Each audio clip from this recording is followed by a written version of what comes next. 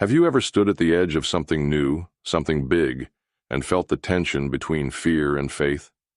Imagine standing at the edge of a wide, rushing river with no bridge in sight, and knowing that your next step requires a miracle.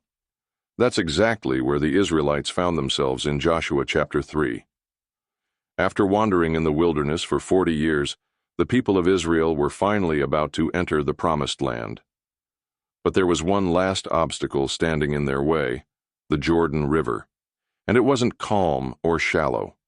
Scripture tells us that it was harvest season, and the river was at flood stage, overflowing its banks, surging with power.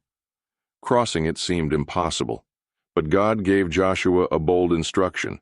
The priests, carrying the Ark of the Covenant, the visible symbol of God's presence, were to step into the river first, not wait until the water parted, not until it felt safe. Step in while the river was still rushing. This was more than just a physical action. It was an act of faith. Joshua relayed the message to the people, and the priests obeyed. And here's what happened. The moment the soles of their feet touched the water, the river stopped flowing. Upstream, the water stood in a heap, and the riverbed ahead became dry ground. God had performed another miracle, just like he had at the Red Sea. But this time, the miracle didn't happen before they moved.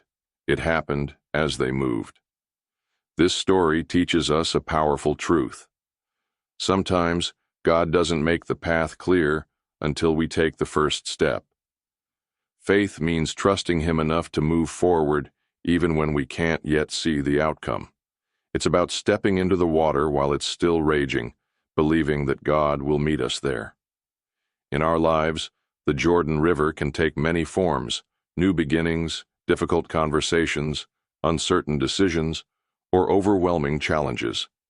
The question is, will we wait for everything to feel safe and certain before we move, or will we trust God enough to step out in obedience, even while the waters still rise? God is still parting rivers, but often, he's waiting for our feet to move first.